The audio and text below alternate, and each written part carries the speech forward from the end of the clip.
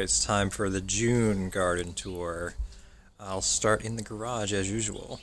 So over here in the garage grow station, I've updated a lot of stuff. So, I don't remember... Oh, that's right. So this was half done last time. So I completed adding the reflector to the back, and it seems like it's helping a lot with conserving that light. I've moved most of the cacao out to the yard to get some full sun. The only ones that I have in here still are the ones that failed to get out of the bean on their own. And so I wasn't sure at what stage of growth I should open the bean to assist it. Now I have a better sense of when that is. So if I germinate more in the future, then I'll know when to open them up to help out. Other little experiments that I got going on. We planted some apple seeds. I've got grapefruit in here. I've got some pennyroyal, which is a mint variety. You can barely see it because it's so small. And then in the back, I've planted some lychee from some of the fruit that we had. And then we got some other stone fruits and some rambutan that haven't sprouted. We'll see if they do, hopefully. But most of these, like the lychee, looks like it's about ready to move out. It's a bit tall, and actually one of the leaves fell off. It's not a good sign. And these other cacao that have gotten tall, they're ready to go out and be potted up. I think maybe the reason that leaf fell off is because it's been getting some heat stress in the garage here. This has been going through the water pretty fast. It's probably a combination of the heat and the fact that the cacao that's in the same tray, it has more developed roots, so it's probably pulling that water faster than everything else. Over here, I'm doing a new experiment with trying to root cuttings from the white mulberry tree in a local park, and I'm trying to do better methodology this time. I have used a rooting hormone, and I have it kind of sealed up more or less here to help reduce the rate at which the cutting dries out. There's a little term that's been coined for rooting cuttings. It's root before you rot, and that kind of goes into the fact that if it dries out and fails to root, then it's just going to begin rotting. So if it can manage to root faster, then it won't start rotting, if that makes sense. But these, I just set this up, so we'll see if I begin to see signs of them succeeding. I also used a different growing medium. I didn't use potting soil. I used the coconut coir. So trying to use better methodology for rooting my cuttings, and I'm also haven't abandoned it outside and hope for the best like I did with my other cuttings. I have it inside where it's not going to get quite as much heat stress and get dried out excessively. So I will move on to the outside, because that's all that's going on right here. So out here, the first thing you may notice is I've done a great deal of reorganizing, because as I add stuff to the collection, I begin to run out of space. So I need to be smarter with how I allocate space to things, because it is a small backyard. But right here, I've moved all the mint to be in a big line, and they've all been repotted, and they are showing signs of doing much better. And I've also moved around. Oh, I should say that I have like 21-ish varieties now. It's ridiculous. And I just did another video on all of them and talked about other varieties that are out there, because it's crazy how much there is. And so over here, my sugarcane experiment has been getting taller. And I think I was saying last time maybe I'll take off one of these shoots and plant it by itself. And then this one was the taro. I probably have to dig this up and check on it. No, this was the horseradish, I'm sorry. And the taro's right here. And it's looking pretty nice, actually. And I had originally planted like a big piece of taro in here, and it didn't do anything. It just decomposed. I think that's because it didn't have the skin on it. We later planted some like smaller taro roots that had started to sprout, and they're doing great. This looks nice. Right here, this is sunchoke, and I bought some from the store with the intent to try it, because they, from what I understand, are sort of like potatoes, but they started sprouting and developing mold. So I'm like, oh, okay, I don't want to eat that. But it was an opportunity to plant that, and now we're growing some sunchokes. So after a while, I will harvest these and we'll get to try some homegrown sunchokes. So that'll be fun, and it'll be interesting to finally get to taste those. Right here, I bought some really small, cheap grapes from the big box store, just to get started with growing and learning about grapes. And I know it's probably going to be a few years before they mature and start producing. I'm okay with that. I'm not in a big rush. This is more about learning about how they grow and, just having fun with that. Over here is the cacao, and I keep talking about the cacao because it's really interesting to me, and they are seeming to like the warmth and the sun, and they are getting bigger bit by bit each week. It took about a month for them to, from planting and germination, to get to about that tall. So they sprouted and grew really fast. And so with these ones and the ones in the garage, I have a total of 70. Every single one of the seeds germinated. So I am really excited about following the progress of these. Over here I have my, Germination Station, whatever you'd like to call it. I have a lot of stuff that I have been dragging my feet on planting out.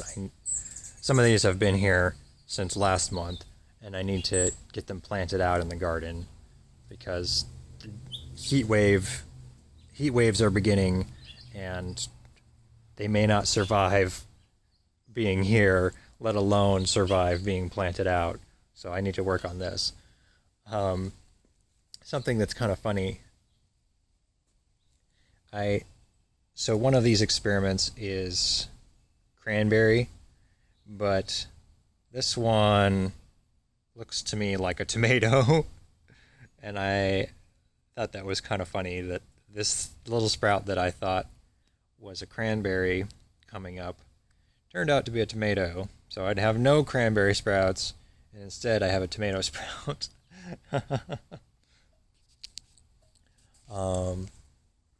Oh yeah, so over here I have some of my pumpkins and tomatoes that I need to find homes for. And then behind it I have tamarind.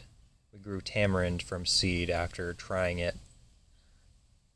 And then over here, these might not make it. These are loofahs.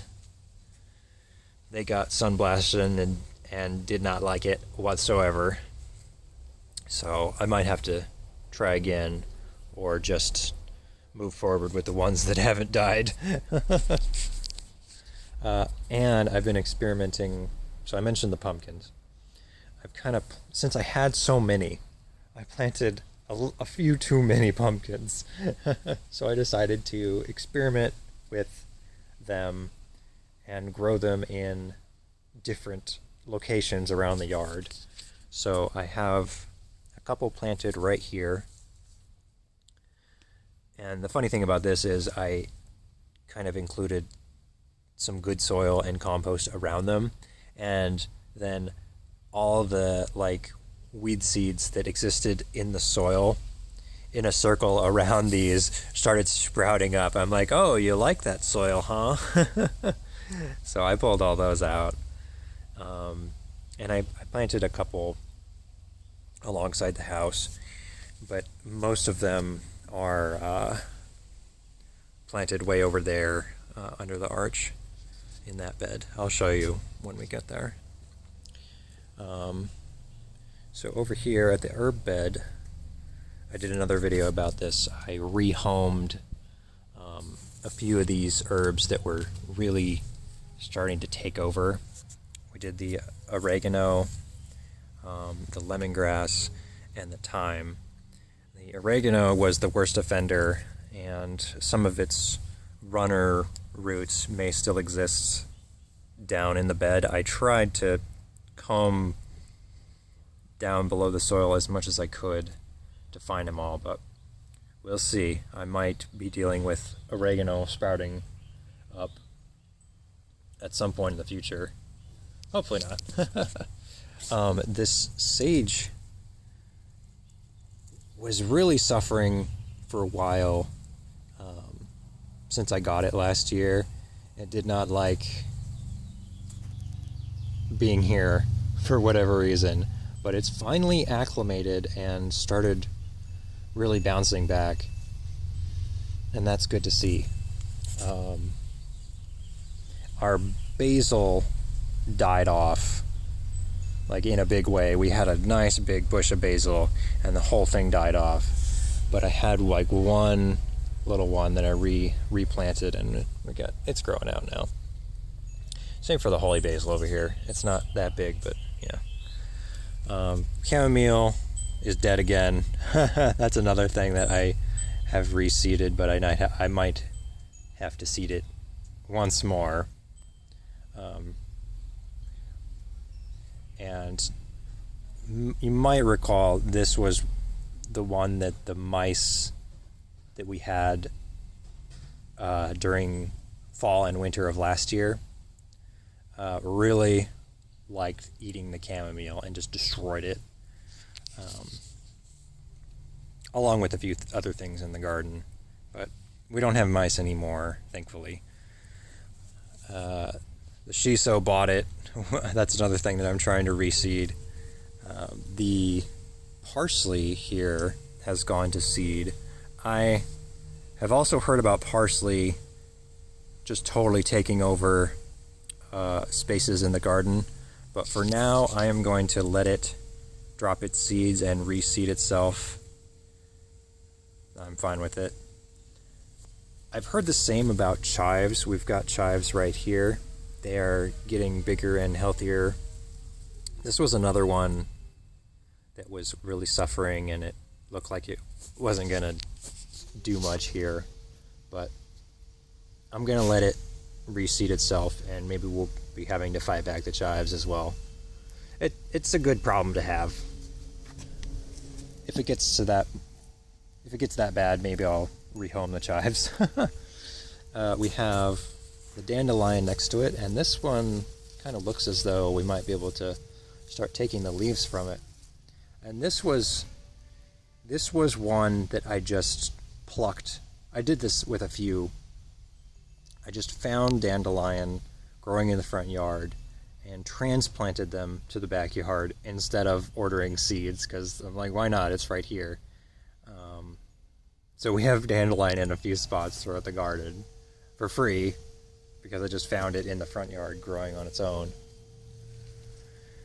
The tarragon's kind of small still. The borage looks great, and borage has just really beautiful flowers.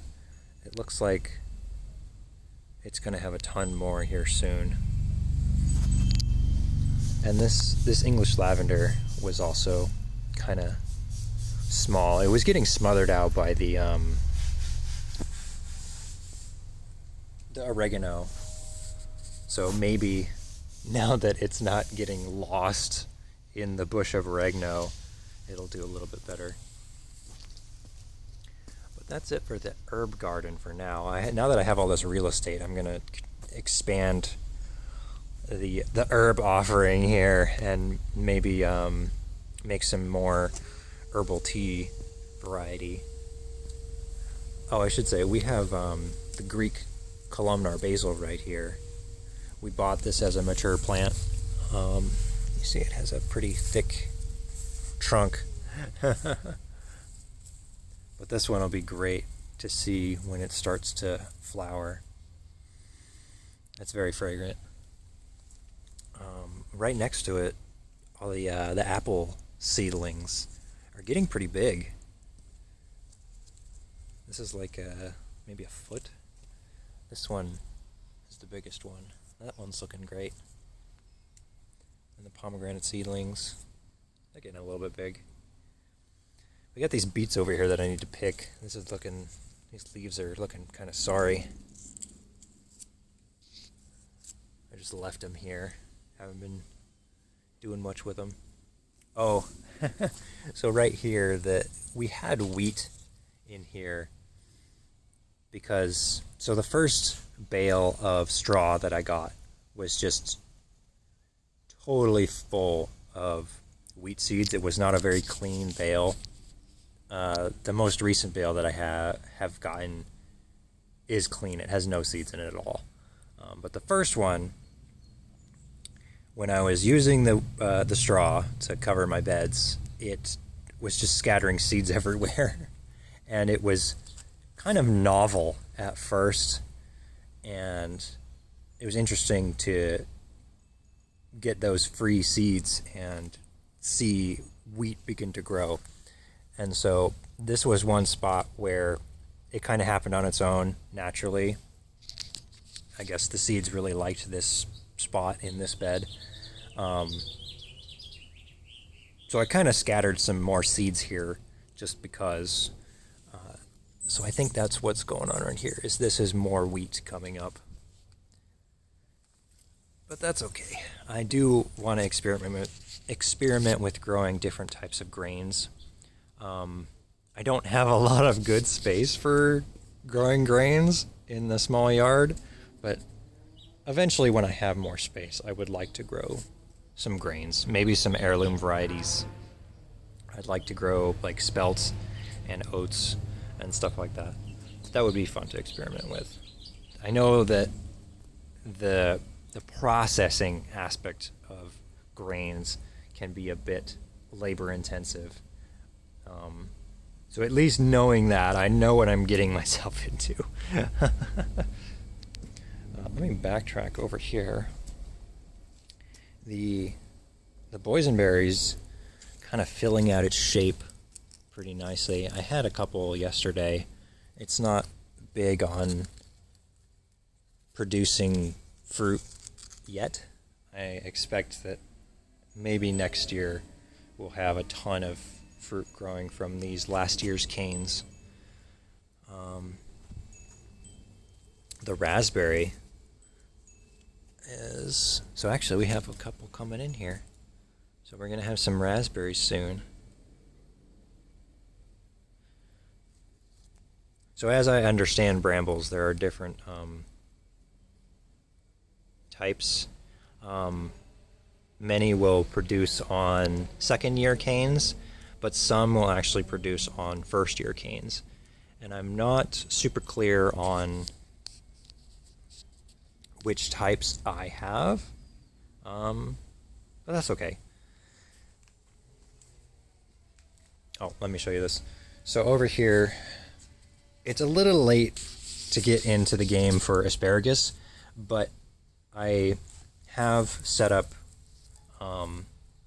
a space for some asparagus because it's a perennial that I have heard and read lasts for years and years and years, keeps coming up year over year. So I wanted to get started on it. I've heard that it can grow for one asparagus plant can grow for up to 40 years is what I've heard. So I was like, okay, I want to get started with asparagus. So I've got a space for some asparagus.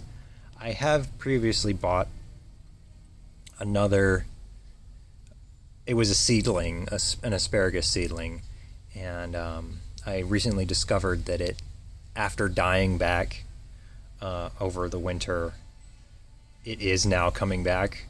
The roots were still alive down there, but it's still very small.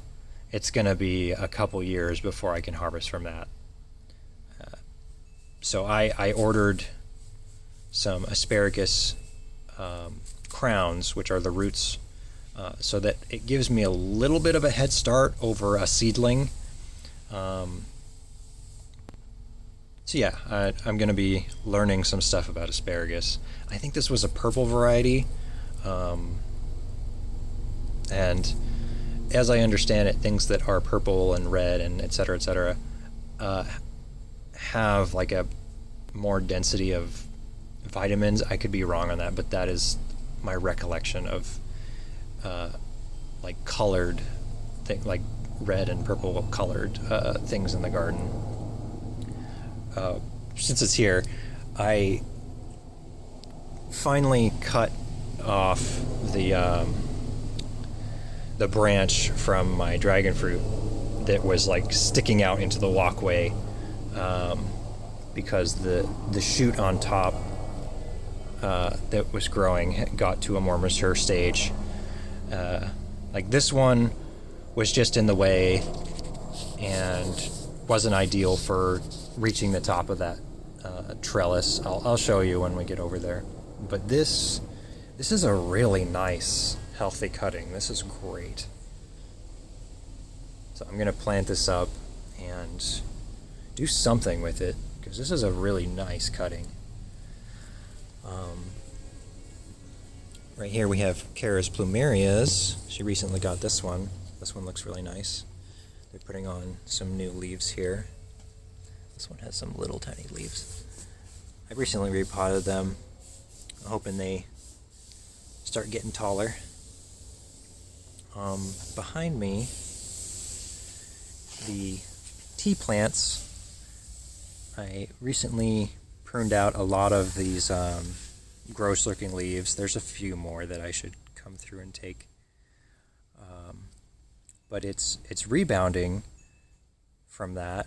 I'm getting a lot of green growth in here because they're no longer being shaded out by the bad leaves. And I'm wondering if this one on the end seems to be doing the best. It might be because it's getting slightly more sun in this spot. So maybe I'll move these to a slightly sunnier spot, because I think they might be getting shaded a little bit right here behind the blackberries. Speaking of blackberries, we have them growing in. So this must be a variety that produces on first year canes as well, because I think these are first year canes. I could be wrong, I'm not sure. it's become such a overgrown thing now that I can't tell which ones were new and which ones are old. You know, I think it might be a last year cane. That would make sense. Anyway, so the strawberries have been getting taller and healthier, and I have been dealing with less issues, thankfully.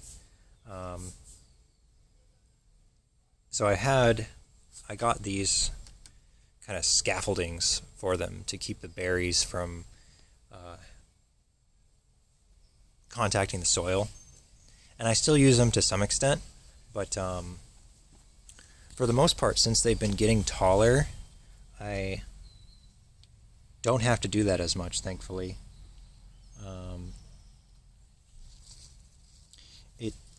I think the birds may have finally figured out that we have berries in here, or at least one bird, because I came out here yesterday and there was a whole berry that was like half chewed off. So I think I'm going to have to figure out an elegant way to net these berries. And we have like 6 or 7 different varieties because I wanted to see the different ways they grow. Yeah, these ones get huge. I have a rudimentary net that I tried to put over these, but it was more cumbersome than anything, and I couldn't get it to stay up. So I'm gonna have to figure out a way to net these that works for me and it doesn't get in the way of working out here. There's a hummingbird go by. So my blueberries have something going on with their leaves. It might be a nutrient deficiency, so I'll have to look into that.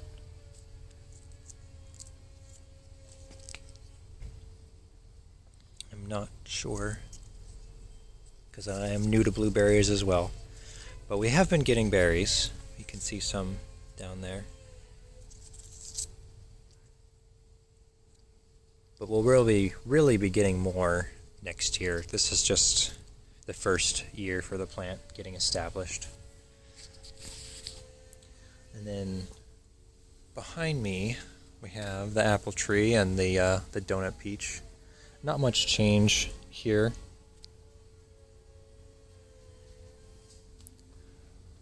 I have the banana, and it is looking fantastic, very healthy looking. I'll come out here and see like a dewdrop on the end of the leaf, and I love to see that.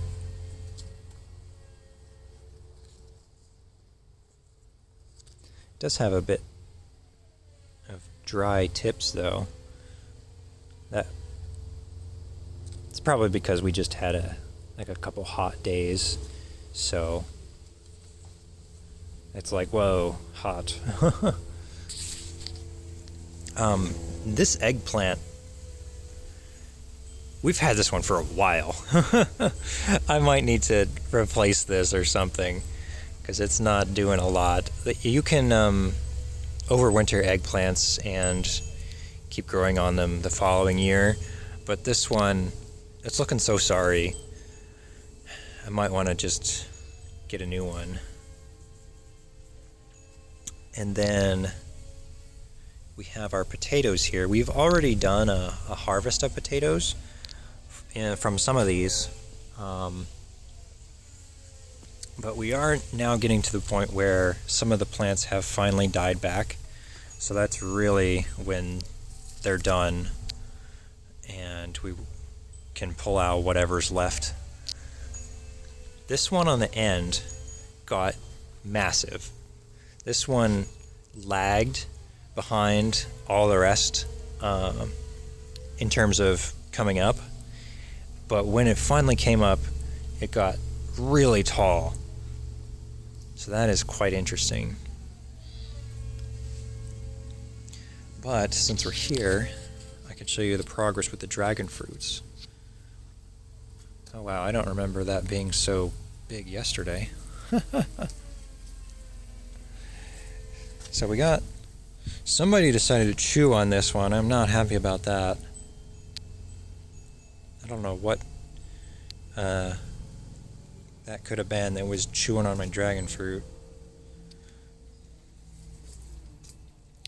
But we are steadily getting up to the top of the trellis on these. And this one's putting out some new branches. This one I might need to take off this because it is coming out of the side instead of coming out of the top here.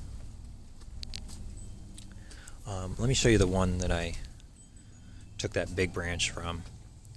So that's this one, the Kips Red. It was coming off right here and just jutting out into the walkway. And I'm like, oh, I don't know about that. So this one, this branch right here is going to be our leader that'll get us to the top. And for the longest time, this was a tiny little dot, little nub on this that was not growing much at all. And I think it just took time to get nutrients up to this and for it to grow, but it's finally started to do it. And I finally had to make the decision to take off this other branch. So now all our hopes are in this one to get us to the top. And we got some really healthy growth coming off of this one. This one looks great. I have started to come to the conclusion that I may not have selected the best plants to get started with. Because look how skinny this is. This little twig supplies this, which is supplying this. So if I do replantings at some point, I'm gonna have to start with larger cuttings because I think that will translate to overall healthier plants. And here's what's going on with the ones over here. I'm probably gonna select maybe this one to be the leader for this plant and take off the other two. You might remember that I had some seedlings from yellow dragon fruits that I had planted ages ago, and this is how they have progressed. I could probably be doing some things to help these grow faster, and I may do that soon. So actually, speaking about little branches, we have, see right here, we have all sorts of little dragon fruit branches coming out. And what I want this plant to do is focus its energy on this top one. So what I'm going to do is break off these because we don't need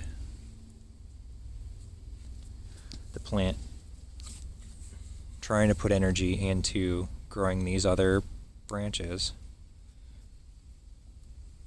We want it to put its energy into growing this top one and getting us to the top. I think I may leave this one just in case this one, something happens to this one. We're going to have another backup right next to it. It's still near the top. That's convenient for a good shaped dragon fruit. And we have actually another one in the back. So we have two backups in case this main one doesn't work out. Oh, and I missed one. So this guy is doing great. He's making branches on every spot that he's got. That's pretty cool. This one here hasn't shown any signs of new branches yet. This is the Voodoo Child.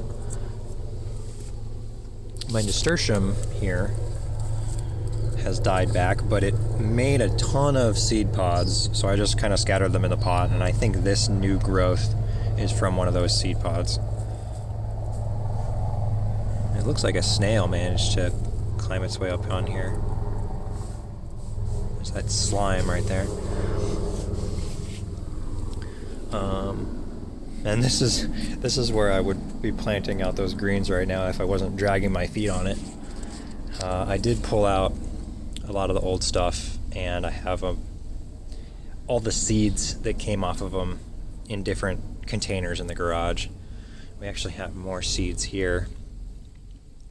This is a Dino Kale, so I could save those and plant more Dino Kale. Just saw another hummingbird. This guy is getting really big and monstrous. This is the Goji Berry. Extra interesting.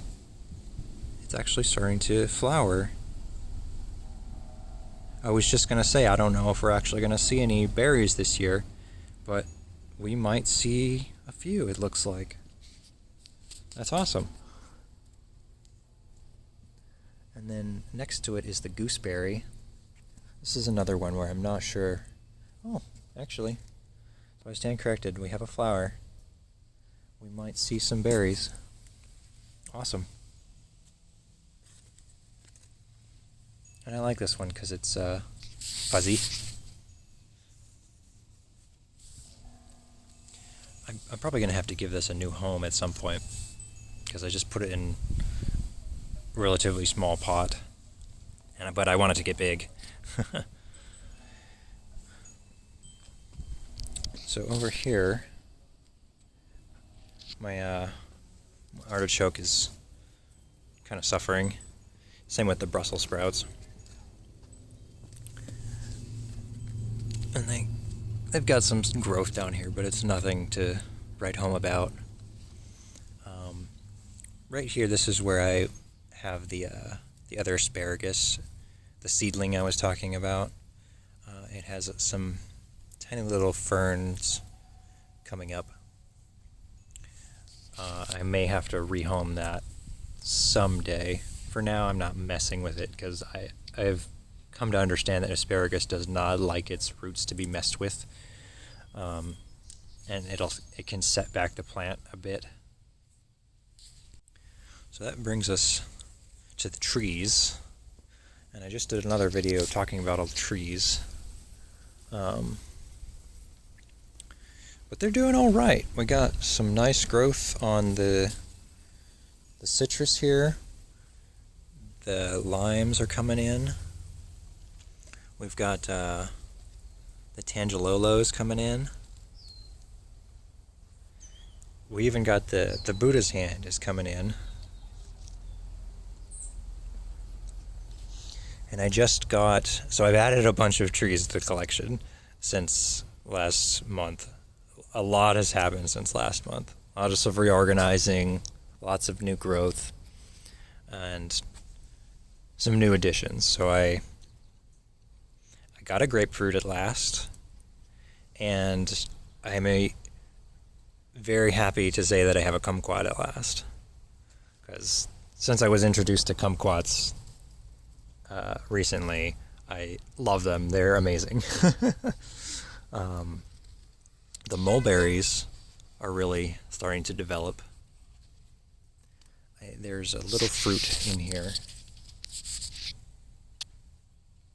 See if I can get it to focus. See? You can see the shape of the fruit there. It's probably not going to get that big because this is a pretty small tree. But there is a fruit. And then here's the other mulberry. And the acerola is starting to get bigger. Our pecan I needed to stake it at some point because it was so long and spindly. I'm going to have to do the same for the almond here because it's pretty long and spindly. I'm gonna have to... I might have to trim some of these branches too.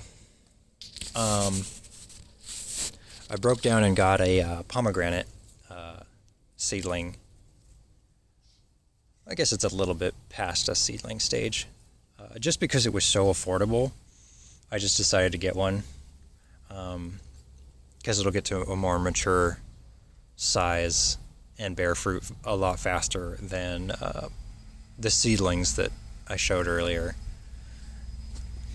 And then next to it we have papayas. So I have, like I've been talking about with the cacao, I'm experimenting with growing tropicals. So we have papayas here, and this is going to be an interesting one to follow the progress of. And then the cherry moy in the back is doing all right. Loquat's looking nice. From what I understand, we just left loquat season. We'll see if I get any signs of production next year. It might still be too young next year. I'm guessing that it will be too young. Over here are the pumpkins that I was talking about earlier. And I have tried to grow pumpkins a couple times in the past. Kind of prior to 2020, I was just planting like seeds in the ground and hoping for the best. And then a darn lizard crawled in the hole and probably like ate the seed or something. Because I'm like, what are you doing? And it hissed at me too. I had a lizard crawl into the hole where I planted pumpkin seeds and then turned around and hissed at me. I'm like, what's your problem? And then the second attempt, I had a seedling that I had bought at the store, and that one did okay. And then some other seeds that I planted from a Big Mac. It grew a big sprawling plant and did some flowering, but I never really got any fruit growing from it. So I'm hoping to have more results this time. I recently set up this shade cloth on the arch because as we're going into the summer, this spot is going to get just decimated by heat. And that's something that pumpkins can be sensitive to. Oftentimes, at least when I've seen pumpkin patches, they have them like shaded out by corn and stuff like that. So this is going to help with those surviving the heat, I hope. And then it's also good for the trees here. And then this shadow, I couldn't have planned it better. As the sun moves across the sky, the shadow moves and begins to shade out different things. So different things in the garden get a chance to be shaded and are not getting bombarded by sun all day. So that's really nice. Over here we got some of the succulents are doing pretty cool things. This one, I probably need to repot it. It's got such huge growths that are flowering. Look at this big long thing is coming off of this. It's still cool. And we got the aloe vera. I might want to repot that too. The calancho that kind of propagated itself, and then I moved it over here. It's doing all right. This one looks like it's dying back a bit, but this one's doing fine. And then the little cactus collection is kind of bursting into life here. This one has a hat. This one had a nice yellow flower on it the other day. Looks like it's run its course though. All of the nopal varieties are growing new paths. Like this is a new one, if I remember correctly. And then you can see these new growths here. This is crazy, actually. I'm gonna have to move this if it gets bigger. Look at that. And I'm wondering if we'll see prickly pear production on these. I hope so. These are varieties that produce a lot. Well, most of them produce a lot, but these ones are the ones that produce ones that taste pretty good. So I'm hoping we'll get to have some fruit soon. That'll be really cool.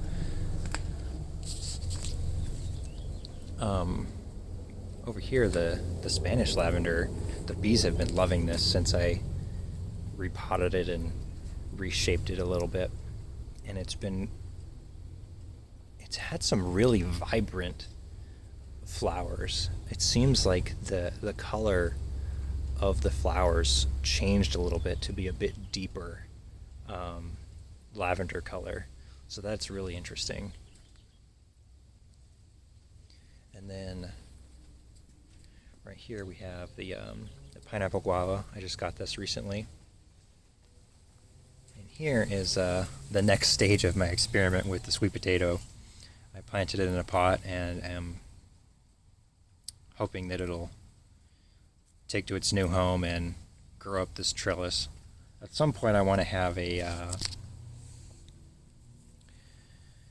bed devoted to sweet potatoes, or at least a larger space for it.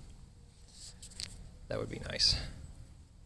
Next to it, we finally have passion fruit.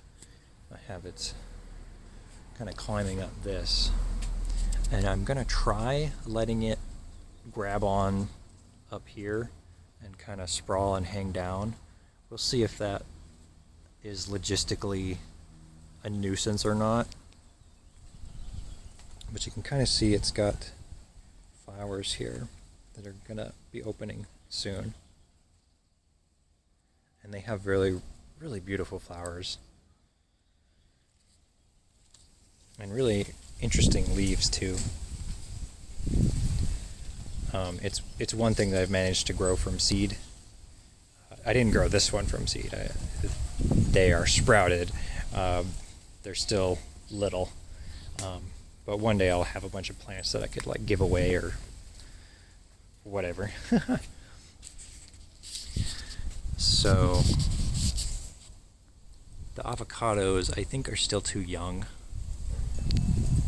to produce fruit, because they put out a few flowers earlier in the year and then haven't put out any since then. So I think it might just be they're still too young. So that's a bummer. I am gonna be doing something about the peppers soon. They are looking kind of sorry.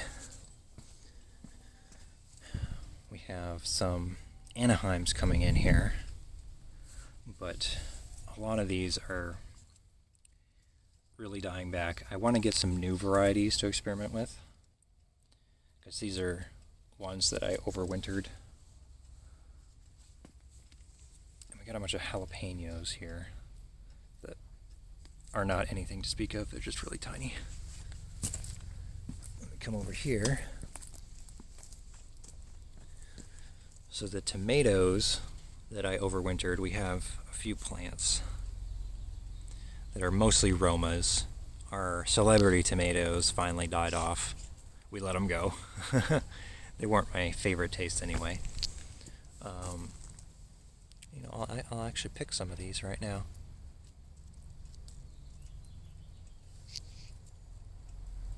And then I can put nutrients into the rest. So they're kind of small Romas, but that's fine. And then over here I planted some of the heirloom tomatoes. And they're still small, they haven't taken off yet. We have a few things in here that I've seeded Oh yeah, here we go. So this was, I believe, a bean. And it's not gotten that big and is already producing something, but they look kind of sorry overall. We have a squash that has not progressed much. So really what I've got going in this bed is mostly tomatoes. The rest of it's not really doing a lot. But that's okay. We'll find new things to put in here. And then over here, the other side of the pepper bed, my super hot peppers seem to have finally died off on me. The Carolina Reaper, I think we only got like 1 or 2 peppers from it, but it seems to have finally bought it.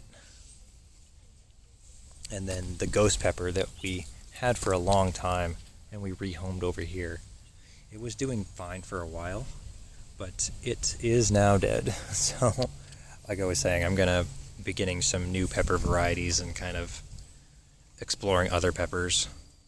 The cayenne seems to be doing fine over there. Let me get through here. We got sunflowers in the way. Got a little cactus collection here. So that's really what's going on right now in the garden. I am interested to see how it responds to the heat waves. If things just really start to bolt and die back, or if it can handle it. Because I was really only getting started with building my raised beds and establishing a lot of the things back here